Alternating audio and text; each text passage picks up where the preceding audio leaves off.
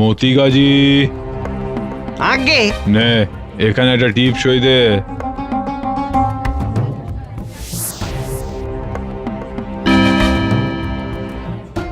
বাবু মাত্র 200 টাকা। ওটা অগ্রিম, মানে আগাম। পাট উঠলে তখন বাকিটা দেখা যাবে। কিন্তু হুজুর, চাষের যে অনেক খরচ। আমাকে আর অত খরচ শেখাতে হবে না। হ্যাঁ, যা যা, ওই দিয়ে আগে চাষ কর, তারপর বাকিটা পাট উঠলে ভাগ বাটোয়ারা। পরাণ গলুই,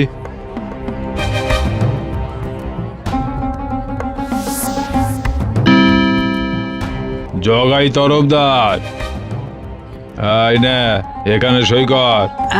আগে আগে কি লেখা আছে বাবু এই খাতায়? ও বাবা, তুই কি আবার লেখাপড়া শিখে এলি নাকি? হ্যাঁ, পড়বি? না, পড়তে পারি না, কিন্তু শুনতে তো পারি। আপনারা একটু পড়ে শোনান না। মুখে যে একেবারে খই ফুটছে রে জগাই। হ্যাঁ, কি ব্যাপার? নায়েব, কথা না বাড়িয়ে ওকে পড়ে শোনাও।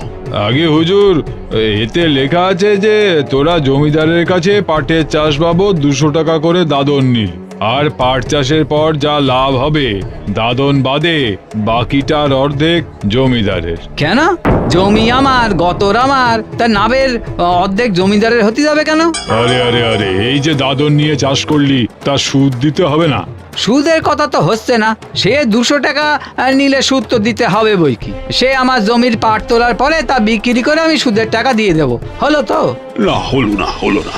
হিসেব ফিকির তুই আমায় শেখাবি? হ্যাঁ, পাটের 50% লাভ, এই আমার শর্ত। শর্ত না মানলে দাদন পাবি না। দেখি কেমন করে চাষ করিস। এই করে করে গত বছর না খেতে পেয়ে মরেছি, এবারে আর নয়।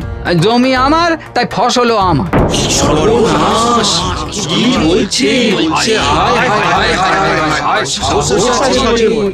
কি হচ্ছে কি জমিদার মশাই? হ্যাঁ, 300 মাইল গাড়ি চালিয়ে আপনার এই চর বাতাসিতে সকাল থেকে এসে বসে আছি এইসব শোনার জন্য। হ্যাঁ, তাড়াতাড়ি সালটান, আমারও তো সময় নেই।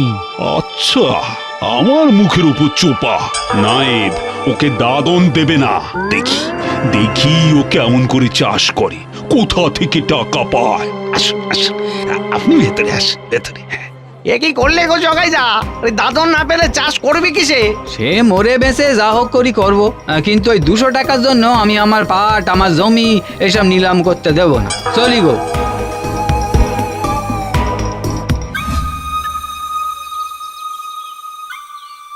হ্যাঁ গা, তুমি যে জমিদারের মুখের উপর না বলে চলে এলা, এবার কি হবে? পাট চাষের টাকা কই বাবা? ভাবতে হবে রে বউ। মাত্র 200 টাকায় জমির পাট সব ওই রক্তচোষা জমিদারের হাতে তুলে দিলে সারা বছর ভিক্ষে মেঘে খেতে হবে তো। জানি গো জানি, কিন্তু চাষের টাকা না পেলে তো চাষ করতে পারবা না। আচ্ছা, তোরে দেওয়া মায়ের ওই রূপোর মল দুটো তো রয়েছে, ওটা বন্ধক দিলে তো। কি বলছো তুমি? এটি আমি দিতে পারবো নি। এটি দিয়ে বিয়ের সময় তোমার মা আমার মুখ দেখেছিল, আশীর্বাদ করে বলেছিল তোমার পায়ের এই মলের আওয়াজে এই সংসার ঝমঝম করবে, আর এটাই আমার শাশুড়ির শেষ সম্বল।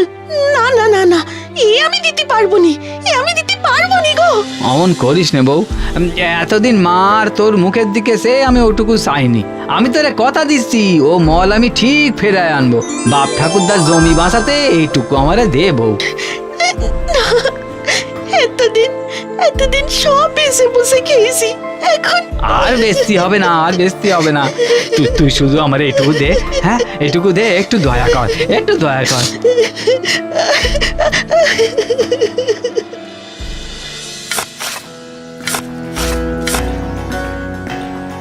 ও জগাইদা, তুমি জমিদারের কাছে ফিরে যাও, তার সাথে শত্রুতা করি তুমি চাষ করতে পারবা না গো। জানবা আমাদের অবস্থা, জলে কুমির আর ডাঙায় বাঘ।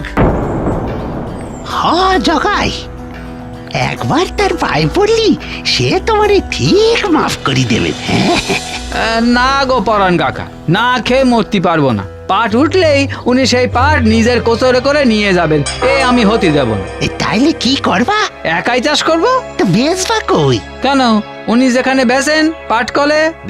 দেখলা না জমিদারের বাড়িতে ওই পাটকলের মালিক রে, ওদের একসাথে গাঁট চড়া বাঁধা। তোমার একা পাট বেচতিও দেবে না।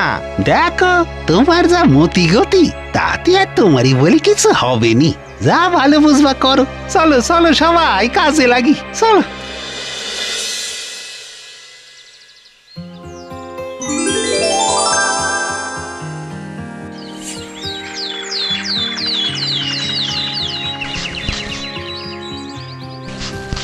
কিছু পাট পাতা বেচতে পারলেও দুটো পয়সা হয়, কিন্তু এই গ্রামে তো সবারই পাট গাছ আছে, কেই বা নেবে। শুনেছি শহরের লোকে পাট পাতা খায়। বেশ, সে দরকার হলে আমি শহরে গিয়ে এই পাট পাতা বেশি আসবো।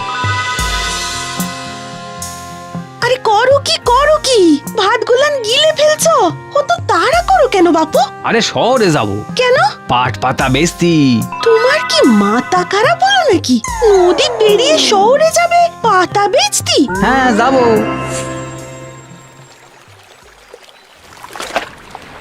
বাপ রে, এ তো গভীর জল, ঢেউয়ে কেমন সলাৎ সলাৎ করে শব্দ উঠতিছে।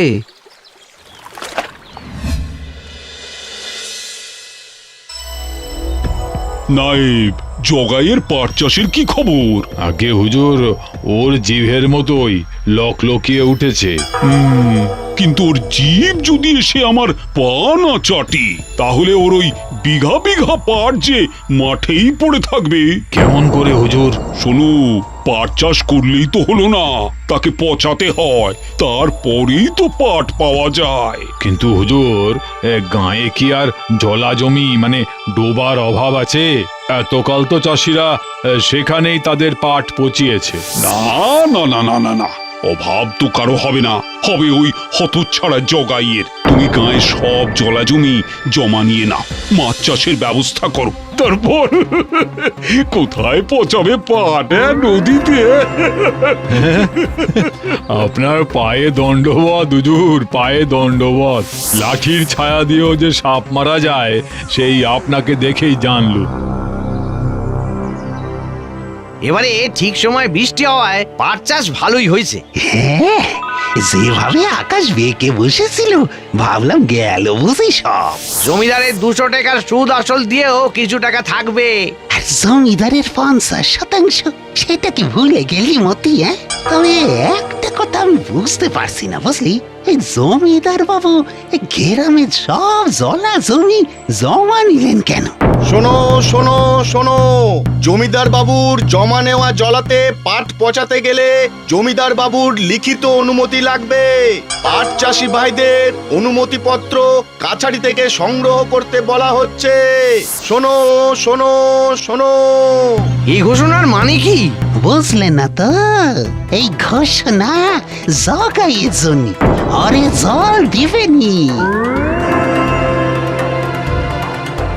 ও জগাই, শুনলে তো জমিদারের কথা?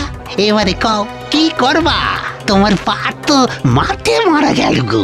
জগাদা, বলছিলাম জলে বাস করি, কুমিরের সঙ্গে বিবাদ করনি কো। যাও যাও যাও, জমিদারের পায়ে গিয়ে পড়ো, না হলে এত পরিশ্রম জলে নয় ডেঙায় যাবে। ও জগা, ভাবছো কি এখনো সময় আছে? আরে যাও যাও। না কাকা, এর শেষ আমি দেখবই, না হলে পরে ওই পাট গাছেই ঝুলি পড়বো না।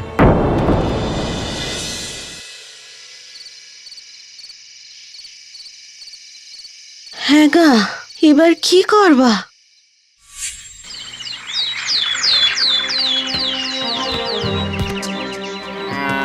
ও জগাদা, আরে পাট নিয়ে চললি কই? নদীর ধারে। হ্যাঁ, সে কি, তুমি কি নদীতে পাট পচাবে নাকি? তোমার কি মাথাটাও গেল নাকি গো?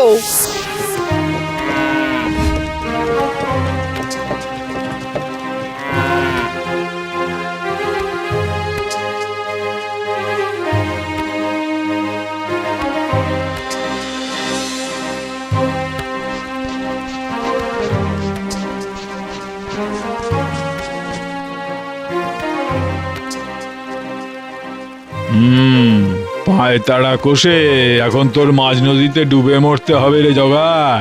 এবার মর ভিটে মাটি চাটি করে।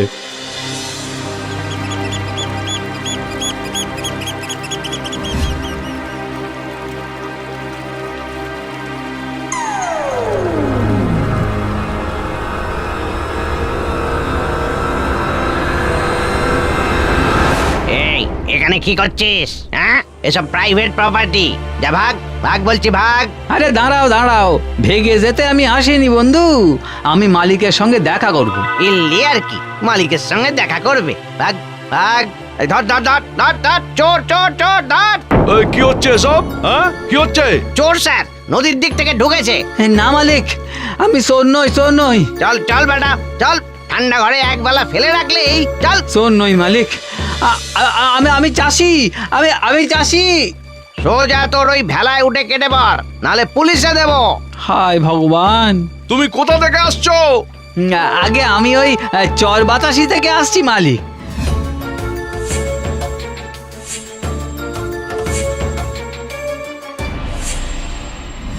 ও মনে পড়েছে, তুমি তো সেই বিদ্রোহী প্রজা। কেন এসেছো? ওই যে দেখেন মালিক, দেখেন এই ভেলা বানিয়ে ভাস্তি পুরো পাট ক্ষেত তুলে এনেছি। পাট পোষেও গেছে খানিকটা, এখন শুধু ওই ছাড়িয়ে শুকিয়ে নেওয়ার জন্য একটুখানি জায়গা চাই। বাবা বাবা, তুমি তো দেখছি খুবই করিতকর্মা আর সাহসী। বেশ বেশ বেশ, তুমি যখন পাট নিয়ে এত দূরে এসেই পড়েছো, তখন তোমার সব পাটের সুতো আমি তোমার থেকে কিনে নেব। সেটাই হবে তোমার পরিশ্রম আর জেদের পুরস্কার। কি খুশি তো? হ্যাঁ